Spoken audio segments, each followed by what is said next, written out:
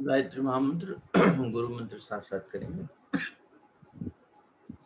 शरीर स्थिर कर लीजिए, नेत्र कोमलता से बंद।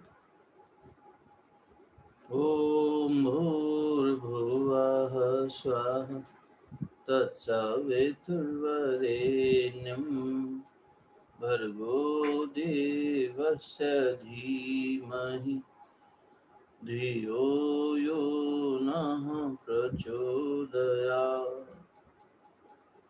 चैतन्यं शाश्वतं शान्तं व्योमातीतं निरञ्जनं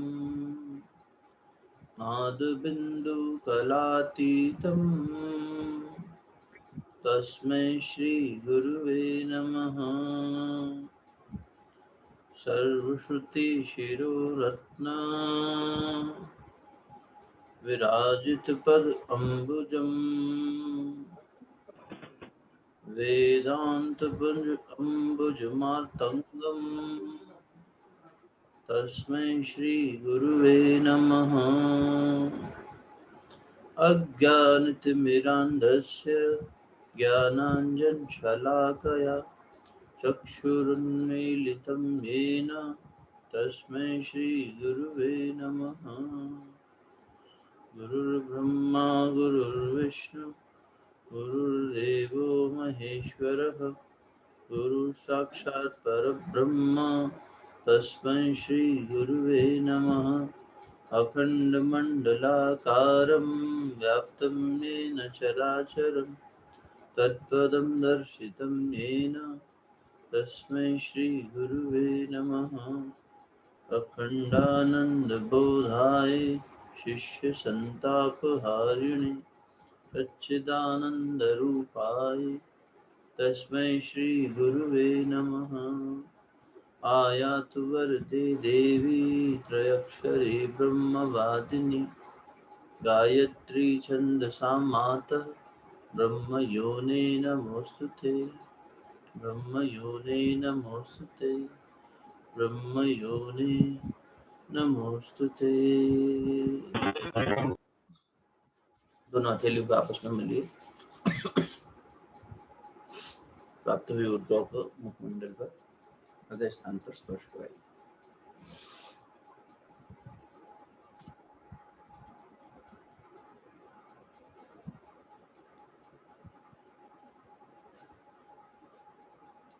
स्वागत है सभी का।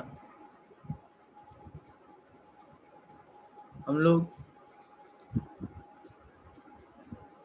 कल नहीं कर पाए, क्षमा कीजिएगा, लेकिन कल आप लोगों ने फिर जब किया अपना अच्छा रहा। कोई ना कोई क्रम बना रहना चाहिए ना।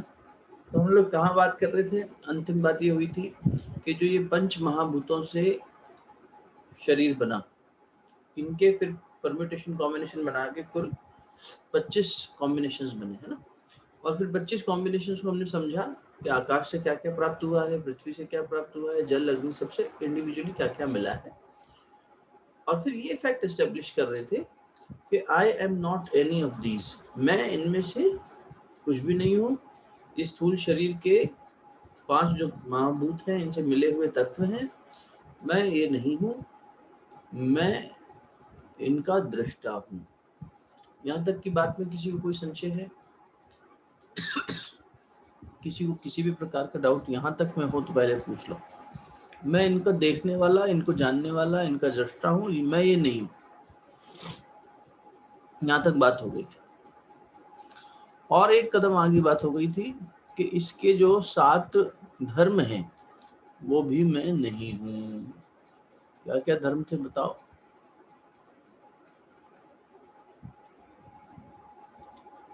बताएगा कोई? 7 धर्म क्या थे?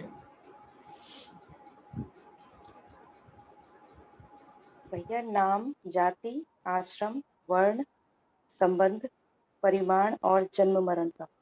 बहुत बढ़िया। तो वहां भी थोड़ी बहुत बात आ गई थी परसों, थोड़ा वहीं से ले लेते हैं। जिन लोग नहीं थे उनका रिकैप हो जाएगा, बाकी हमारा कनेक्टिविटी बन जाएगी। तो ग्रंथ क्या कह रहा है कि पहली बात तो मैं ये पंचतत्व नहीं हूँ। पंचतत्व और इनके कॉम्बिनेशंस मिला के 25 बना, ये मैं नहीं। दूसरा, अब क्योंकि शरीर है, स्थूल शरीर, इसके कुछ धर्म हैं, जैसे इसे नाम से बुलाना पड़ेगा। तो ना तो मैं नाम हूँ, ये तो इसको मिला है, न मैं इससे जुड़ी हुई जाति हूँ, न वर्ण हूँ, न रंग आश्रम हूँ, न इससे संबंधित कोई चीज जो संबंधित है तो इसके संबंध से हुई। जैसे मैं के साथ जो मेरा का संबंध बना वो तो शरीर के आधार पर है। ना मैं इसका परिमाण हूँ, डायमेंशन, ना इसका कोई जन्म मरण। ठीक, अब देखो ग्रंथ सिर्फ कह नहीं रहा है, ग्रंथ उसे व्याख्या भी कर रहा है कि कैसे मैं ये जानूं। प्लीज लॉजिकली वेरीफाई करिए, समझाइए कि मैं कैसे जान लूं इस बात को, मुझे इस बात को प्रमाणित करिए, सेटिस्फाई करिए। तो प्रश्न हुआ कि नाम मैं नहीं हूं, ये कैसे पता लगे? मेरा भी नहीं है ये भी कैसे पता? मेरा ही नाम अंकुर है भाई, मेरा ही नाम XYZ है। आप कह रहे हैं कि ना मैं हूं ये, ना मेरा ये है, ये मैं कैसे मान लूं, कैसे जान लूं? इसका कोई लॉजिक समझाइए।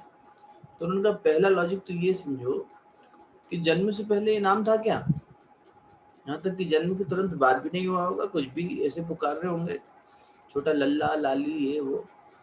नाम जो मिला है, जिस नाम से तुम आज जुड़ा हुआ महसूस करते हो, वो नाम तो जन्म के कुछ दिन बाद दिया होगा कुछ लोगों ने, और मृत्यु के बाद भी 2-3 पीढ़ी वालों को तो याद रहेगा, उसके बाद वाले तो वो भी भूल जाएंगे, वो भी किसी की संतान हो, आगे पीढ़ी बढ़ाए तो वरना कितनों को याद रहेगा, है ना? आज हमें भी अपने दादाजी नाना जी या परदादा जी पर नाना जी इतना याद होगा, उसमें उनसे पहले, यहाँ तक कि पहले के बड़े परिवार हुआ करते थे, दादाजी के भाइयों का नाम भी, बहनों का नाम भी कोई पूछे तो नहीं पता होगा, है ना? पिता के भाई बहन तो फिर याद है, माँ के भाई बहन तो फिर याद है, पर दादा नाना के भाई बहन कहाँ याद होते हैं? पता ही नहीं, कभी मिले भी नहीं हो शायद। पता हो बस हाँ इतने भाई बहन थे हमारे दादाजी लोग। तो ये नाम जो है ये तक नहीं रहता मृत्यु के बाद, और जन्म के पहले भी नहीं था, जन्म के बाद भी नहीं मिला, जन्म के समय भी नहीं था। तो इसीलिए ये समझ में आया कि जो चीज मेरी नहीं, देखो ये लॉजिक तो हमेशा सस्टेन करेगा ना, जो चीज मेरे पास टेम्परेरीली आई है और चली जाएगी वो मेरी नहीं है, जो परमानेंटली मेरे साथ रहने वाला है वो मेरा है। इस लॉजिक से डिस्कशन हो रहा है। तो ये टेम्परेरीली मिला शरीर चला जाएगा, पंच महाभूतों का, मेरा नहीं है, तो इससे हम क्लेम नहीं कर सकते। थोड़े समय के लिए उधार मिला हुआ है, वो बैलों वाला एग्जाम्पल याद रखना कि किसान ने बैल उधार लिए, उसे वापस लौटाने, वो बस इनसे काम ले रहा है, तो उतनी देख रेख कर रहा है। तो पहली बात तो यही कि नाम मेरा नहीं है। दूसरा, इससे कोई जाति मिली कि अमुक जाति में हमारा जन्म हुआ। अब भैया ये जाति भी किसने बनाई, ये जाति भी कब तक रहेगी? तो उन्होंने कहा कि ये जाति भी तो टेम्परेरी है। अब कोई ब्राह्मण जाति का जो है, वो ब्राह्मण जाति का ये कैसे पता लग रहा है? अब वैसे तो होना चाहिए था उसके कर्मों से, ये व्यवस्था बनी उसी के लिए थी, कैसे एक समाज में अलग अलग वर्ग बना दें जो उनके कार्य की दृष्टि से समझ में आए। गीता जी में चर्चा आई थी जब हम आपसे निवेदन कर रहे थे कि बहुत बड़ा प्रयोग था हमारे ऋषियों का, ये बहुत बड़ा प्रयोग, वो हमने विफल कर दिया। तो कई प्रयोग विफल किया, ऐसे ये भी प्रयोग विफल कर दिया। प्रयोग क्या था कि जिस व्यक्ति के जिस तरह के गुण धर्म है और रुचि है, जैसे किसी को ज्ञानार्जन में रुचि है, अध्यात्म में रुचि है, तो वो उस पर ज्यादा ध्यान दे रहा है। किसी को पैसा कमाने में रुचि है तो व्यवसाय करने में, पैसा कमाने में दिमाग लगा रहा है, धन उपार्जन में मतलब, तो वो हो गया वैश्य, ये हो गया ब्राह्मण। कोई समाज के अंदर कंस्ट्रक्शन और इसमें ज्यादा लगा हुआ है,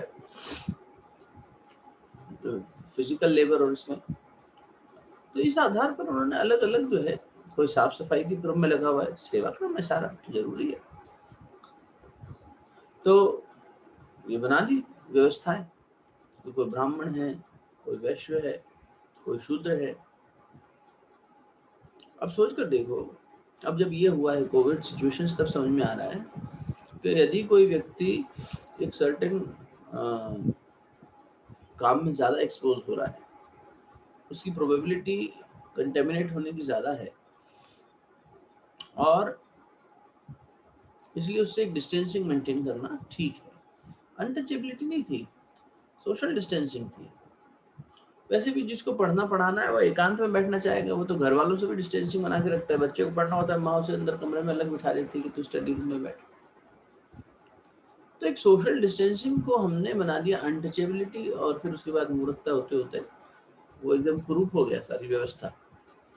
नहीं तो फिर उसके बाद उन्होंने इसी में और प्रयोग किया कि जो ये कम्युनिटीज बनी based on their interest areas, कोई नॉलेज सीकिंग है, कोई मनी सीकिंग है, कोई ये है क्षत्रिय है, सेवा कर रक्षा कर रहा है, तो सोल्जर्स और इस तरह की जो है ना पहलवानी, ये सब कामों में ज्यादा लगे रहते थे लोग।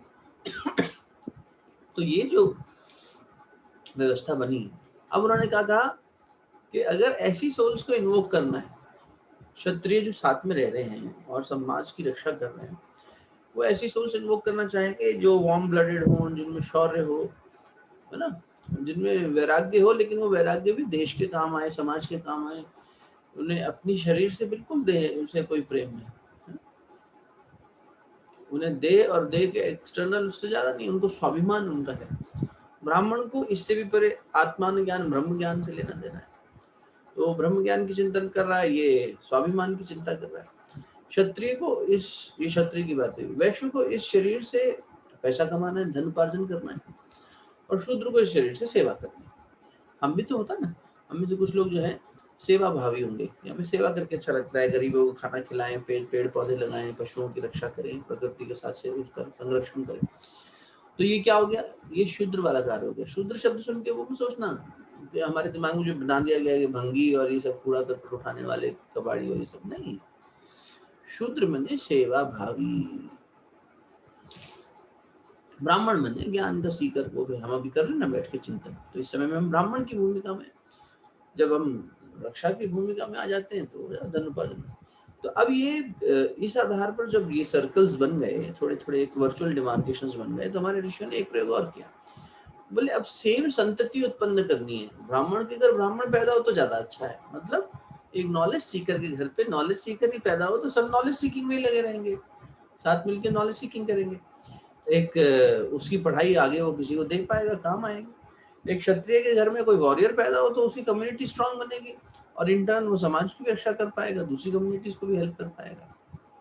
समझ लो। तो इसलिए intercaste marriages, inter community marriages restrict होने लगी कि भाई इसमें कॉम्बिनेशंस बिगड़ जाएंगे।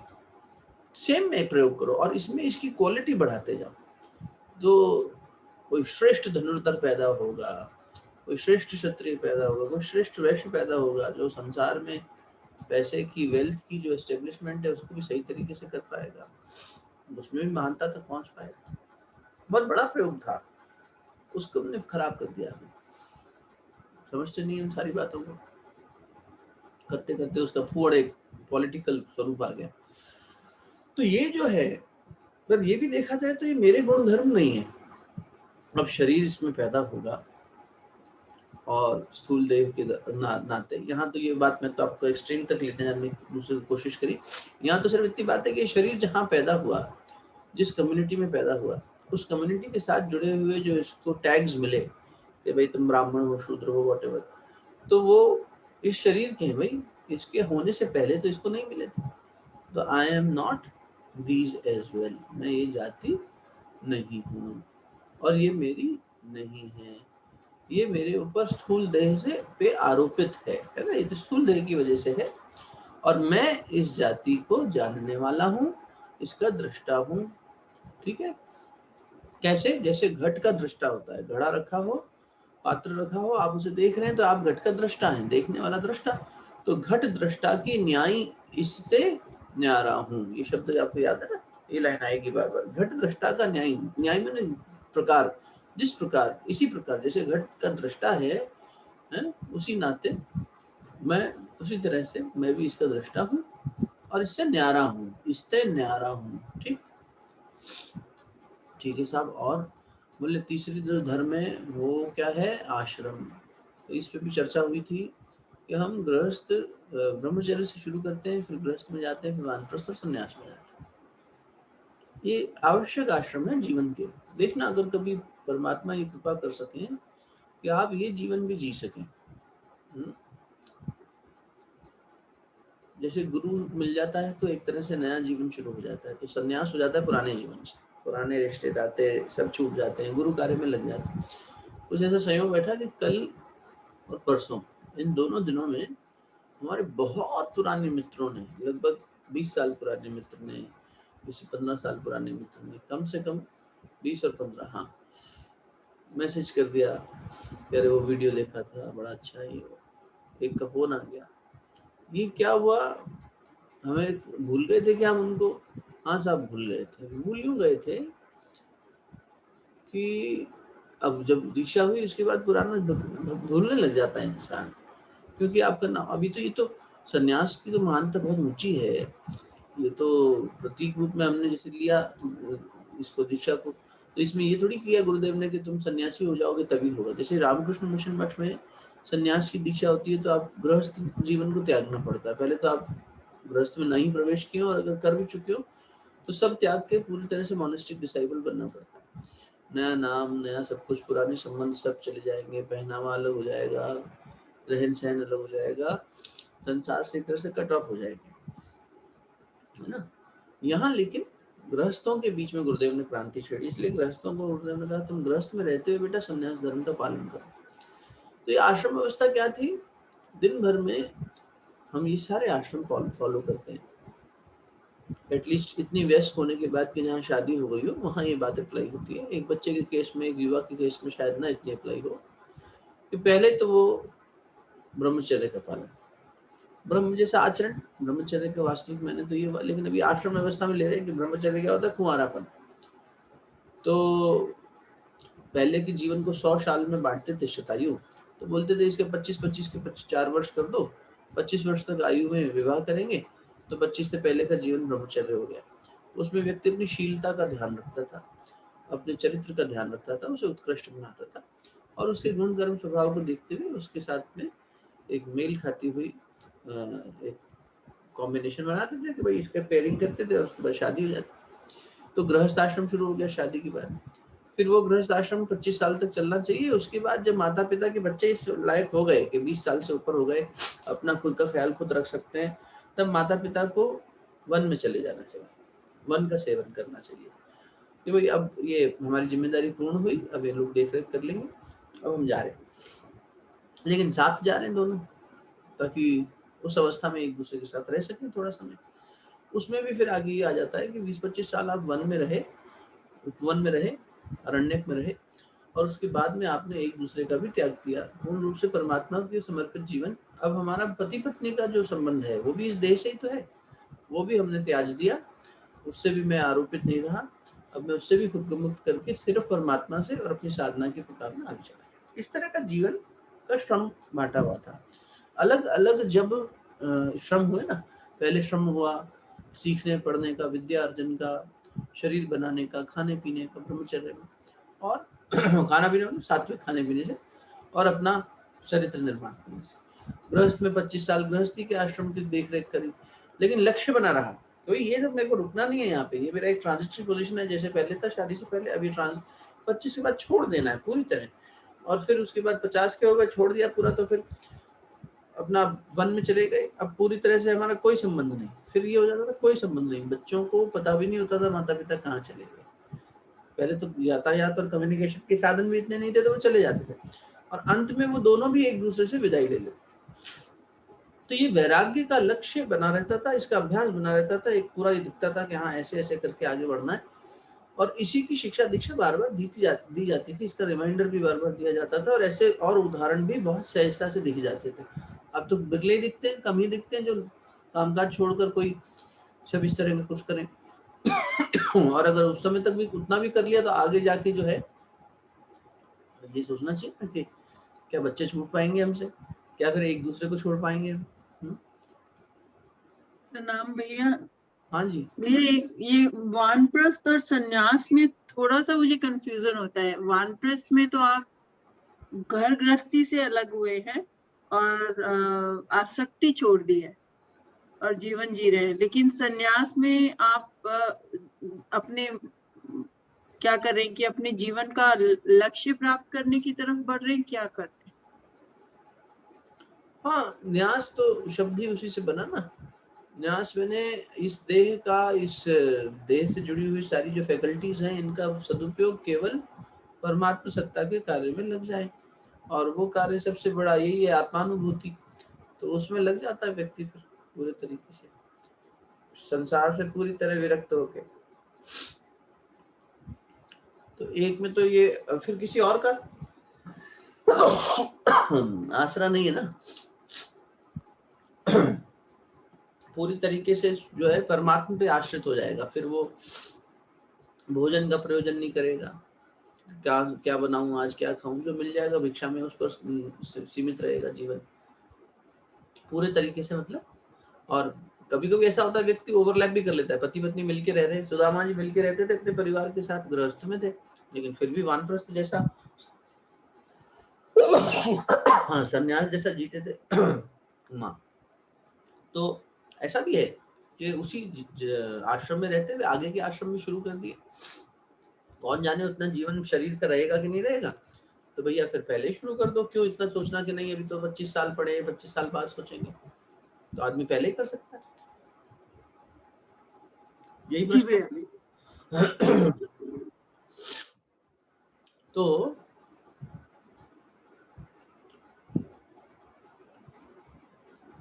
मैं ये आश्रम भी नहीं हूँ। ये आश्रम किसके? शरीर मिला है इसके आश्रम में, शरीर है इसलिए गृहस्थी बनी, शरीर है इसलिए इतनी शीलता की बात हो रही है, इतना सब चरित्र निर्माण की बात हो रही है, शरीर है इसीलिए ये सब बात हो रही है कि भैया जंगल में जाओ, कुछ प्रकृति के साथ रहो, ऐसा करो। और इस स्थूल देह से गुरु का कार्य करो, संन्यास लेके, इत्यादि इत्यादि। तो ये सब बातें क्यों हो रही है? ये सब इसलिए हो रही है क्योंकि ये शरीर है, इसलिए। ये देह ही ना हो जिसका तुम्हें दृष्टा हो, तो ये आश्रम व्यवस्था तो इस देह पर अप्लाई हो रही है, स्थूल देह पर, इसका मैं सिर्फ दृष्टा मानता। फिर बात आ गई वर्ण की। यहाँ पर वर्ण व्यवस्था से बात नहीं है, यहाँ वर्ण मतलब रंग से मतलब है, क्योंकि वो व्यवस्था तो जाति व्यवस्था में बात हो गई। तो वर्ण व्यवस्था में इन्होंने कहा कि मैं ये वर्ण भी नहीं हूँ। वर्ण में जैसे गोरा है, कोई सांवला है, कोई काला है, अलग अलग जो हमारे स्थूल देह के प्रत्यक्ष रंग दिखाई दे रहे हैं, ये मैं नहीं। समझ बात है तो बिल्कुल। हालांकि बुद्धि देखो भेद इस पर भी करती है, कितना हमारी बुद्धि की संकीर्णता है। आप अनुमान इसी बात से लगाएंगे कि मनुष्य को कोई गौर वर्ण दिख जाता है तो उस पर आकर्षित हो जाता है, एक यूजुअल टेंडेंसी, या एक सर्टेन कुछ ना लाइकनेस या डिसलाइकनेस तो होगी किसी में। किसी को गौर वर्ण पसंद नहीं आता, किसी को ज्यादा पसंद आता, लेकिन हम रंगों से चयन करते हैं साथी का, लोगों का, जीवन साथी का, बच्चों की दोस्ती का, इसका उसका, कितना ज्यादा हम इसमें फंसे हुए हैं कि स्थूल देह का जो वर्ण, जो कलर है, उसके आधार पर हम ये कह रहे हैं कि ये व्यक्ति हमारे लिए, इससे हमारा मेल खाएगा, इससे नहीं खाएगा। ये संकीर्णता है।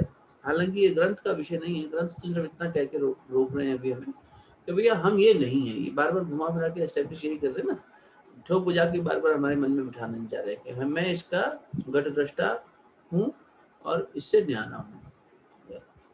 आई एम नॉट दिस, मैं ये नहीं हूँ। ये एस्टेब्लिश हो रहा है, बहुत इंपॉर्टेंट है ये एस्टेब्लिश होना, है ना। न में प्राण संज्ञो, न में जाति भेदो, शिवोहम शिवोहम शिवोहम। मैं ये नहीं हूँ, मैं ये नहीं हूँ, मैं नहीं, वो बात। फिर कहा कि अच्छा जो संबंध है इस देह से वो भी मैं नहीं हूँ। क्या क्या संबंध है? बोले नाना प्रकार के संबंध है।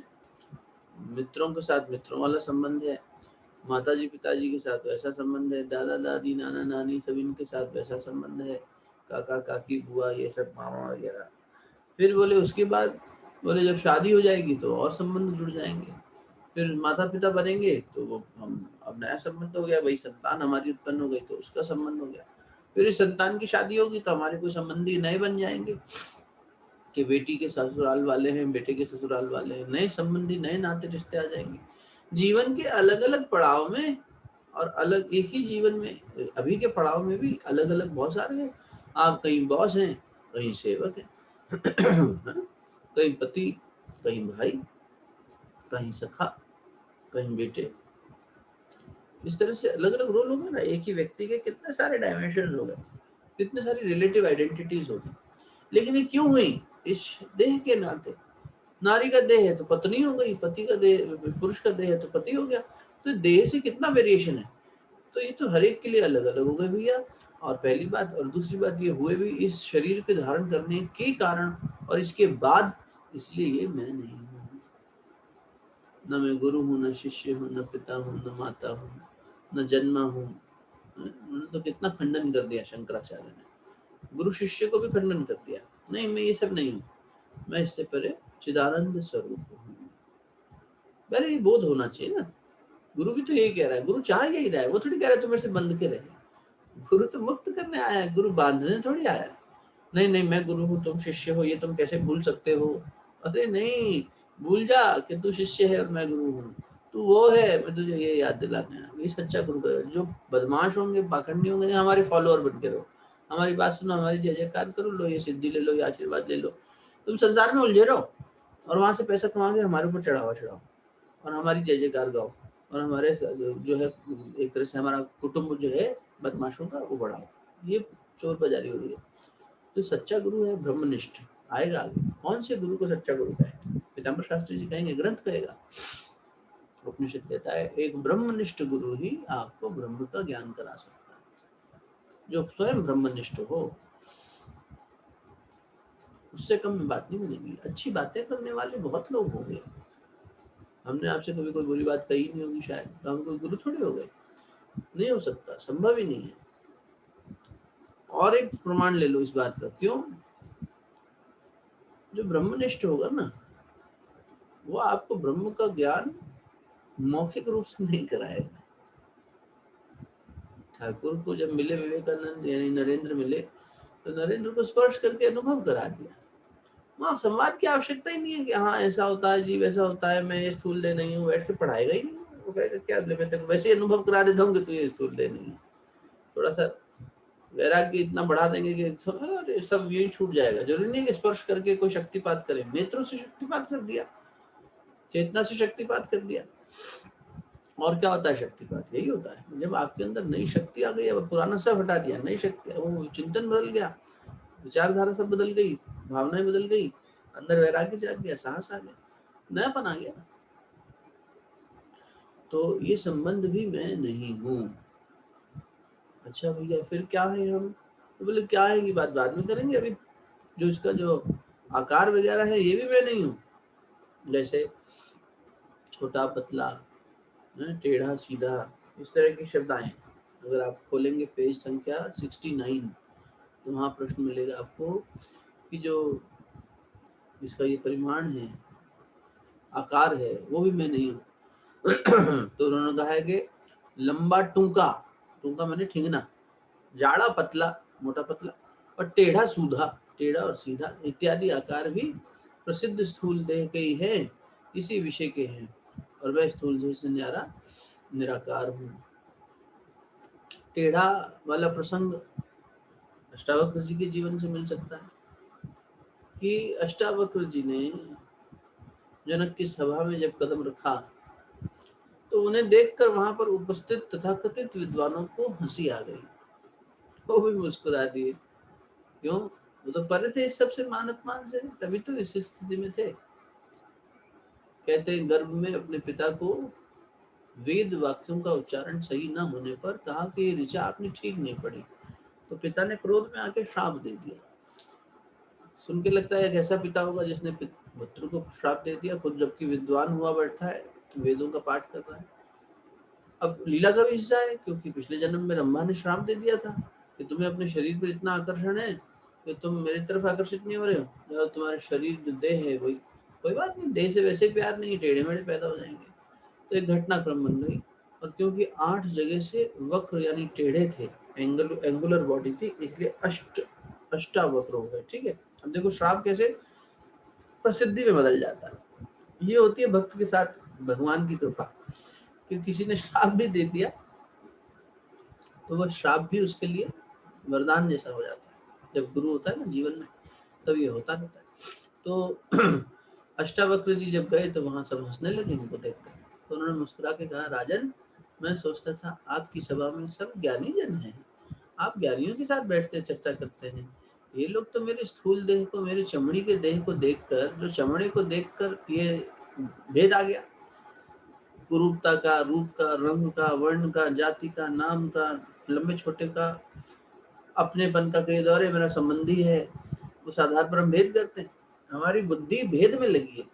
जब तक भेद बुद्धि नहीं मिटेगी, गीता जी में भगवान ने कहा, अर्जुन ये भेद की बुद्धि ही खराब कर रही है, ये भेद की बुद्धि नहीं तो तुझे मुंह में फंसाया, अरे ये मेरे दादाजी है, मेरे गुरुजी है, मेरे नातेदार है, रिश्तेदार है, इनको मैं इस संबंध के नाते मुंह में फंस गया। तू कौन सी, तो देह स्थूल देह का संबंध है, इसमें कहाँ फंस रहा है?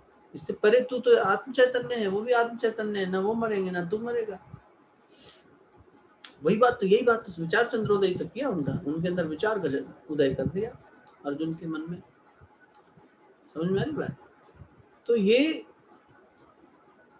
संबंधों से, भेद बुद्धि से मामला बढ़ रहा है। चिंतन करने से किसी भी विषय का उसे पाने की इच्छा होती है ना। तो वैसे ही अभी चिंतन जब हम करते हैं, ध्याया तो ईशान पुंसः संगात उपजायते काम, तो फिर वो बुद्धिनाश सर्वनाश तक मामला चला जाता है। हमारी बुद्धि भ्रष्ट हो जाती है, जीव की गति भ्रष्ट हो जाती है, जीव की जो आगे की यात्रा है वो भ्रष्ट हो जाती है जब बुद्धि भ्रष्ट हो जाए। बुद्धि की भ्रष्टता यही है। देखो, संसार की दृष्टि से इसे उठने बैठने जानने के लिए इसका एक उपयोग है, वो सीमित उतना ही रखना चाहिए कि बुद्धि एनालाइज करेगी, डिसाइड करेगी, है ना। लेकिन आप देख चुके हैं, मैं क्या हूँ के रेफरेंस से, कि वो उस पुस्तक के रेफरेंस से, कि एक प्रबुद्ध मन है जो कभी प्रवृत्त मन के पीछे भागता है तो कभी आध्यात्मिक मन के पीछे भागता है। उसका काम है निर्णय लेना, तो निर्णय किसी के भी पक्ष में नहीं लेता, जिसकी लाठी उसकी भैंस, वैसा मामला है। तो बुद्धि की अपनी तो फिर कोई ज्यादा अस्तित्व रहा नहीं ना। जिसने दबदबा बना लिया, जिसकी फाइल भारी, उसके पीछे तो बिक गई। ये कभी वासनाओं से बिक गई, उसके पीछे लिप्त हो गई, और कभी भगवान के पीछे भी दौड़ने लगी। ये कभी किसी को नीचा गिराने का षड्यंत्र भी रचने लगी, प्रपंच करने लगी, और कभी जो है ये सुलझने की कोशिश भी करने लगी। तो ये तो जहाँ जैसा दबाव मिला, भाव मिला, वैसे तो ये निश्चयात्मक बुद्धि नहीं हुई। तो गीता जी में कहा कि निश्चयात्मक बुद्धि बना, पहले तो निश्चय कर, और फिर उस निश्चयात्मक बुद्धि से भी काम बनेगा नहीं ज्यादा, उससे भी आगे तुझे फिर प्रज्ञा तंबरा तक जाना पड़ेगा। उसका परिमार्जन करता रहेगा तो प्रज्ञा में बदल जाएगी। ये परिमार्जन करवा रहे हैं, ये घिस रहे, मैं ये नहीं हूँ, मैं तेरे को लगता है तेरा नाम है, नहीं, तो ये जानना कर, ये शुरू कर, इसका अभ्यास कर। अभी अभ्यास करवाएंगे। जैसे अगर हमने कहा कि भीड़ में भी हमें किसी ने बुलाया तो हमें तुरंत लगता है कि हमारा नाम पुकारा गया। नींद में भी कोई पुकारता है तो हमें नाम से इतनी आसक्ति है कि नाम सुन के हमारी नींद टूटने की संभावना रहती है। अच्छा, हमें किसी ने आवाज दी। ये जो नाम से हमारा इतना गहरा लगाव है, तो कैसे सिर्फ बोल देने से थोड़ी जाएगा मैं ये नहीं हूँ, मैं नहीं हूँ। उसका अभ्यास, उसकी अनुभूति सब करनी पड़ेगी, और इसीलिए ब्रह्मनिष्ठ गुरु आवश्यक है। शंकराचार्य जी ने उसमें कहा ना, विवेक चूड़ामणि में, तीसरे सूत्र में, कि मनुष्य की देह मिल जाए, ब्रह्मनिष्ठ गुरु मिल जाए, और नहीं, दूसरा मुमुक्षत्व जागृत हो जाए, मुमुक्षत्व की इच्छा जागृत हो जाए कि हाँ, मुमुक्षत्व क्या है, मोक्ष की इच्छा जिसके मन में आ जाए। ये सब जंजाल से छूटना है जी, ये बहुत ज्यादा इसमें लिप्त नहीं होना, इसमें आग पाके कुछ भी नहीं मिला। इसलिए कहा गया कि दुख की बड़ी महिमा है। कुंती ने दुखी तो मांगा था, इतना दुख देना कि मेरा वैराग्य बना रहे, आपकी याद बनी रहे, इसमें लिप्त ना हो जाऊं, इतना दुख हमेशा दिए रहना। तो दुख की बहुत ऊंची महिमा है। दुख में परमात्मा के हम बहुत निकट होते हैं, दुख में समाधान के हम बहुत निकट होते हैं, दुख में कर्माशय के खाली होने के हम बहुत निकट होते हैं। उतने हिस्से का कर्म नष्ट हो रहा है। पुराने किए हुए जो कर्म है, उनके पाप से ही दुख आता है, लेकिन पाप का बोध होता है, प्रायश्चित के बोध में फिर इंसान सुधरने में चल जाता है। इसलिए आत्मा बहुत निकट महसूस करती है परमात्मा। ने कहा ना, पाप अपने साथ रोग शोक पीड़ा पतन लेके आता है। तो अब शोक अगर है या पीड़ा अगर है, दुख कह ले उसको, तो मानसिक शारीरिक अगर दुख है तो उस समय परमात्मा याद आता है ना, बहुत ज्यादा। तो इसलिए दुख भी अपने आप में मोक्ष का द्वार बन सकता है अगर हमारी बुद्धि उस समय जागृत हो जाए तो मैं ये मोटा पतला टेढ़ा मेढ़ा जो भी शरीर का आकार है, ये भी मैं नहीं हूँ।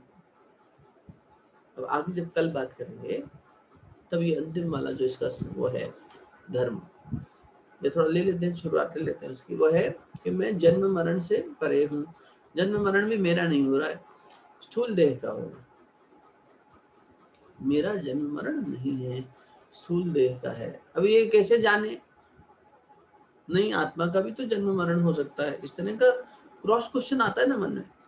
तो जो वो क्या कहते हैं आर्ग्यूमेंटेटिव किड्स होते हैं क्लास में स्टूडेंट्स, वो इस तरह का आर्ग्यूमेंट करते हैं।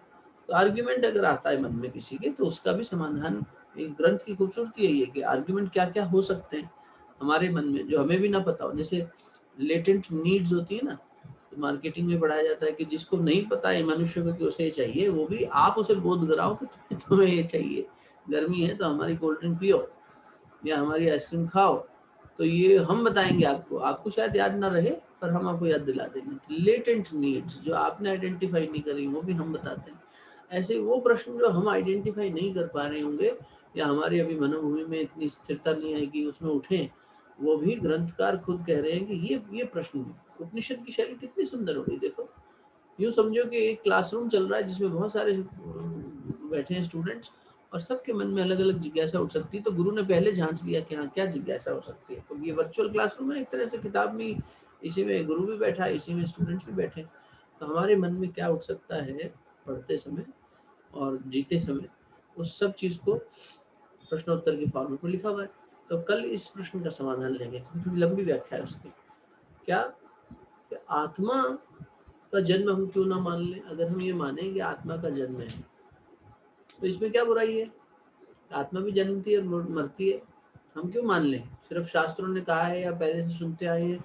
जो यहाँ इंडियन सिस्टम को या अपने सनातन धर्म को जानने वाले नहीं है, उनको भी तो ग्रंथ समाधान देगा ना। ऐसा थोड़ी है कि एक पर्टिकुलर वर्ग के लिए, ये तो पूरी ह्यूमैनिटी के लिए लिखा गया है और ये लॉजिक उस सबके लिए एप्लीकेबल होना चाहिए। यूनिवर्सल लॉजिक्स पे बात हो रही है ना, जो सब जगह मान्य हो, सब देश काल परिस्थितियों में स्वीकार्य हो। और स्वीकार्यता सिर्फ ये नहीं है कि दबाववश स्वीकार्यता हो गई, किसी ने प्रशासन ने कोई दबाव बनाया हमें स्वीकार करना पड़ेगा, नियम है भैया वरना फाइन हो जाएगा, ठीक है, वो वाला बात नहीं है यहाँ पे। आप लॉजिक की दृष्टि से, क्योंकि बुद्धि के आधार पर आप जानना चाहते हो चीजों को, और इसीलिए विचार चल रहे होते जैसे ग्रंथ या वेदांत का ये वाला हिस्सा बहुत इंपॉर्टेंट हो जाता है और बहुत महत्वपूर्ण, क्योंकि सांसारिक बुद्धि से परमात्मा को समझें, ब्रह्म को समझें। हम सांसारिक बुद्धि यूज कर रहे हैं। अभी हम देखें अगर इस चर्चा में बाकी का लेवल हटा दे तो सांसारिक चर्चा ही तो हो रही है, मतलब संसार की दृष्टि से जो हमारी बुद्धि है उतनी बुद्धि में ही हम ब्रह्म ज्ञान की बात भी समझ रहे हैं। अच्छा, माया का रिफ्लेक्शन, माया के ऊपर अधिष्ठान हो रहा है, फिर उसके बाद ईश्वर स्वरूप प्रकट हो रहा है, इसे हम लॉजिकली और एल्गोरिथमिकली समझ पा रहे हैं। इसमें कोई श्रद्धा पे ज्यादा नहीं जाना हो रहा कि नहीं तुम्हारी आस्था होगी तभी तुम समझोगे, है ना, तो उतना ज्यादा वजन उस पर नहीं है। इसीलिए किसी भी व्यक्ति के, जो भी चिंतन शैली का व्यक्ति हो, उसके लिए ये डिबेट फॉर्म में, डिस्कशन फॉर्म में, डायलॉग फॉर्म में एक बहुत सुंदर कृति है। तो अब आत्मा का ये आर्गुमेंट आ सकता है कि आत्मा का भी जन्म, साबित करिए कि आत्मा का जन्म नहीं है, मुझे बुद्धि के आधार पर पहले कन्विंस करिए। तो वो कन्विंस पीताम्बर शास्त्री जी कल करेंगे कि आत्मा का जो जन्म है अगर मान लिया तो फिर अनित्य हो गई आत्मा। भाई नित्य और अनित्य, ये तो नित्य बनी हुई है ये कहा जा रहा है, और अनित्य हो गई तो फिर अनित्य होने के नाते बहुत बड़ा सुंदर आर्गुमेंट आएगा। हल्का सा संकेत कर देते हैं, फिर शांति पाठ करेंगे। या चलो आप चिंतन करना, आप ये प्रूव करना हो अगर आपको किसी को कि भैया आत्मा अजन्मा है, आत्मा की कोई ना जन्म है ना मृत्यु, इस पॉइंट को प्रूव करना है, बिना ग्रंथ को पढ़े सोचना है ना, अपने बुद्धि के आधार पर, लॉजिक के आधार पर आपकी बहस चल रही हो किसी से। खासकर युवा पीढ़ी आज जो है, हम लोग बहुत आर्ग्यूमेंट्स करते हैं कैसे, तो उनको रैशनली समझाना कि हाउ डू आई नो और गेट कन्विंस्ड कि आत्मा का ना जन्म हुआ है ना मरेगा। तो सोचना क्या लॉजिक और क्या आर्ग्यूमेंट सटीक और ठोस हो सकता है, क्योंकि ये नहीं कि बहुत सारे एग्जाम्पल्स देते देते बात कहीं पहुंचे ना। ग्रंथ की खूबसूरती है कि वो एकदम हथौड़ा मारता है, कहता है ये ऐसा है, अब देखो सोचो, हाँ 100 बात की एक बात जिसे कहते हैं, तो बस वो लोहार वाली चोट क्या होनी चाहिए, कैसे, कोई एक आर्ग्यूमेंट से हम कन्विंस कर देंगे, एक दो आर्ग्यूमेंट से, ऐसा चिंतन करिएगा। ठीक, अपना जितना अब तक पढ़ा उससे भी और बाकी चीज से भी सोच के देखिएगा कैसे कन्विंस कर सकते हैं। शांति पाठ करें। कोई प्रश्न है किसी का?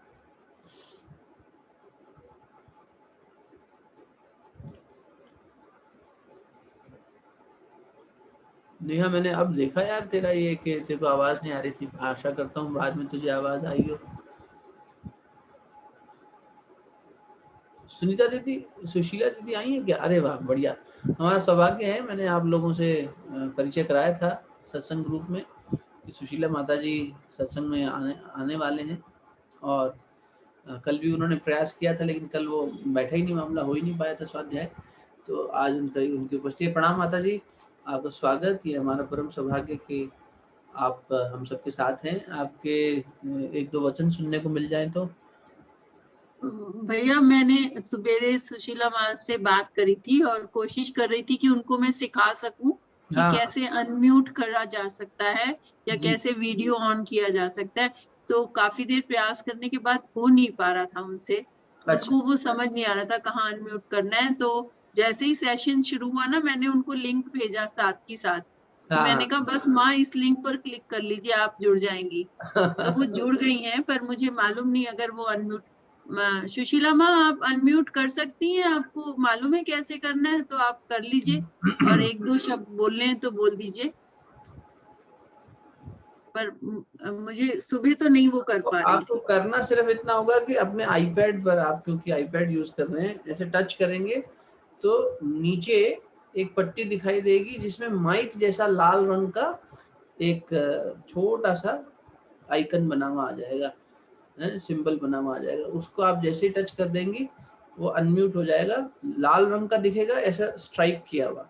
जैसे आप उसको टच करेंगे वो आपको बात करने की इजाजत दे देगा, फिर आप जो कहेंगे हम सुन पाएंगे। एक बार प्रयास करिए। मेरी परसों बात हुई, उससे पहले लगभग 1.5-2 साल पहले बात हुई थी, फिर परसों बात हुई।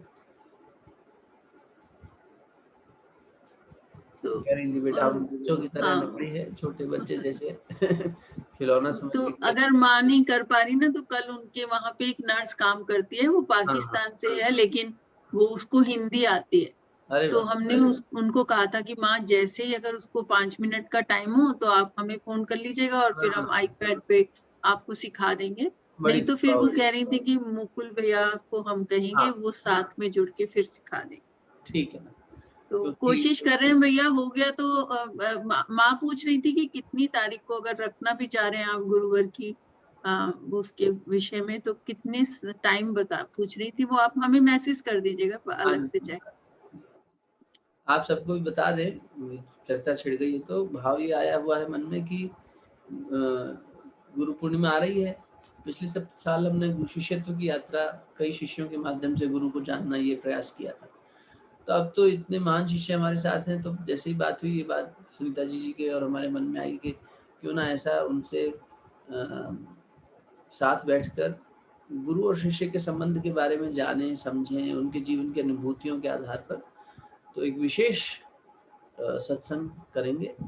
मतलब आप ये देख लीजिए कि सुनीता दीदी भी माँ बुला रही है, तो तुम्हारे हमारे तो नेहा ये दादी हुई है। सुनीता दीदी जी, माता जी की उम्र 90 के आसपास तो होगी ना, 85 से 90 वर्ष की आयु की तो होंगी। उपाध्याय जी उनको नहीं, बड़ी हाँ हाँ, माँ की उम्र तो है, ज्यादा है होगी। हाँ, हमसे। अब हमें मालूम नहीं, हमें उनको माँ जैसी लगती है तो हम नहीं माँ होगी जैसा कह होगी, मैं लेते आपको हैं। बताऊं, उसका प्रमाण दे दूं। उपाध्याय जी 85 साल से ऊपर के हो गए हैं, जिनका हम लोग बार बार उल्लेख लाते हाँ हैं। जी। और वो उनके चरण स्पर्श करते हैं, उनको बड़ी बहन मानते हैं, तो उनसे बड़ी हैं भी, आयु में भी हाँ बड़ी जी। हैं और वैसे भी तो बढ़िया है। चलिए, आवाज आज सुनने को मौका नहीं मिला, हम लोग और तपस्या करेंगे ताकि हमारी प्रार्थना स्वीकार हो और हम जल्दी सुन भी पाएं, देख भी पाएं। और फिर दो विशेष हम लोग सत्संग करेंगे। एक माँ शारदा मणि पे 20 तारीख को उनका पर्व आ रहा है, तो जैसे विवेकानंद जी का पर्व मनाया था वैसे 20 तारीख का सत्संग स्वाध्याय विशेष रहेगा। और एक हम सुशीला माता जी के संस्मरणों के माध्यम से अपने जीवन को धन्य करने का प्रयास करेंगे। ठीक है, अभी के लिए शांति पाठ करते हैं, फिर आप अपने व्यक्तिगत साधना और दिनचर्या को आगे बढ़ाइए। शरीर स्थिर कर लीजिए, दोनों हाथ गोद में, परम सत्ता का, गुरु सत्ता का हृदय स्थान पर ध्यान करते हुए यही प्रार्थना कि अंतर्मन स्थिर बने, शांत बने और मनोभूमि में ऐसे फल फूल खिलें जो परमात्मा की मिठास लिए हुए, और वो मिठास फिर लोगों में बट सके, आत्मीयता की मिठास। ओम देव शांति अंतरिक्ष गं शांति पृथ्वी शांतिरापः शांतिरौषधयः शांतिः वनस्पतयः शांतिर्विश्वे देवाः शांतिर्ब्रह्म शांतिः सर्वगं शांतिः शांतिरेव शांतिः सामा शांतिरेधि। ओम शांति शांति शांति सर्वारिष्ट सुशांतिर्भवतु। दोनों हथेलियों को आपस में मलिए। प्राप्त हुई दिव्यता को अपने मुखमंडल पर, अपने हृदय स्थान पर स्पर्श करें। सभी को बहुत बहुत प्रणाम, बहुत बहुत साधुवाद, धन्यवाद। कल मिलते हैं फिर, है ना।